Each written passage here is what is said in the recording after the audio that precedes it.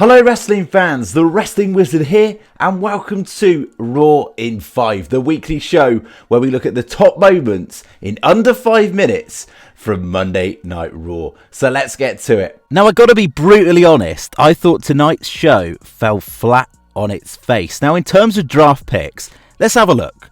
For Raw, Rhea Ripley, Seth Rollins, Kevin Sami, Judgment Day, Liv and Raquel, New Day, Trish, Ronda and Shayna, Broad and Ricochet, Bronson Reed, Alpha Academy, Katana Chance and Caden Carter. On the SmackDown side, Austin Theory, Charlotte Flair, The Usos, LWO, Asuka, Broad and Brutes, Karrion Kross, LA Knight, Shotzi, Pretty Deadly, Rick Boogs and Cameron Grimes.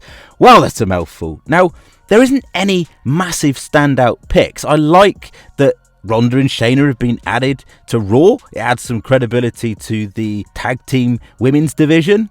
I like the inclusion of Pretty Deadly getting promoted to the main roster on SmackDown, but other than that, there isn't any massively surprising picks. And if you think about it, WWE bigged up the fact that no faction is safe, that there could be splits.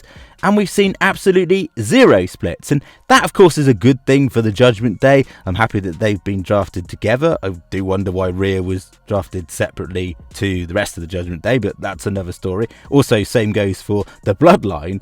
But overall, there's not that many shocks. I don't like the fact that Asuka's gone over to SmackDown, where Bianca Belair is, where she got defeated at WrestleMania. I just don't think there's too much logic to a lot of the moves. But again, that's my personal opinion. What do you think? Get down in the comment section. And of course, as predictably, Brock Lesnar is a free agent. We kind of predicted that. That's not a surprise.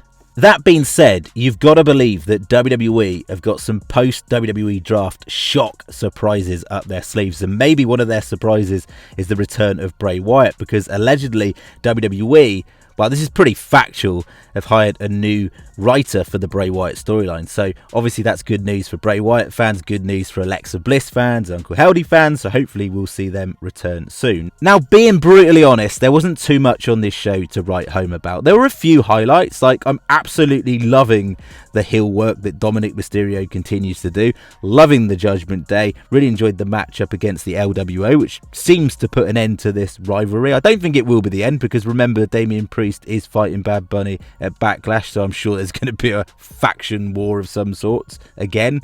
Really enjoyed the Seth Rollins Paul Heyman promo. I thought it was excellent, addressing the history between Seth and Roman, addressing the status with this new WWE World Heavyweight title. However, let's face facts, this new title just feels like a B option, and Roman Reigns is the one that holds the belts with real meaning, that mean anything, and Seth Rollins might win this new title.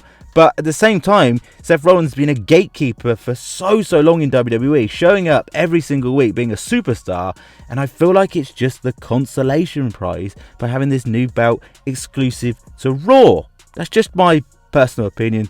What do you think? Liv and Raquel lost. I was surprised by that, to Damage Control, but more importantly, Bayley and Dakota Kai. So is there going to be an angle there involving Io? The fact that those two got it done without Io, you never know. Omos squashed a jobber. Broad and Ricochet beat the Alpha Academy. Riddle beat Jimmy Uso after some clever tactics from Sami and Kevin. Also, I don't know about you, but I wasn't a fan of the Nakamura-Miz segment, mainly because it just cheapened Nakamura, who is an absolute superstar. He's a megastar, and he's just returned, and he's getting booked in this segment just to get a cheap pop via the tiny balls thing, which is already wearing thin. And I just thought, that's a really bad way to utilise a returning Nakamura. Just my opinion.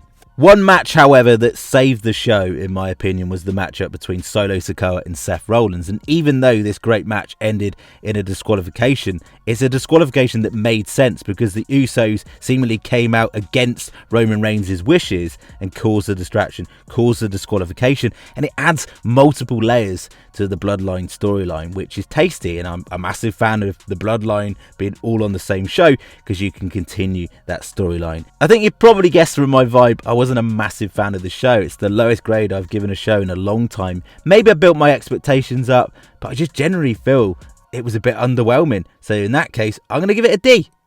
Maybe harsh. What do you think? Get down in the comment section, share your thoughts and opinions.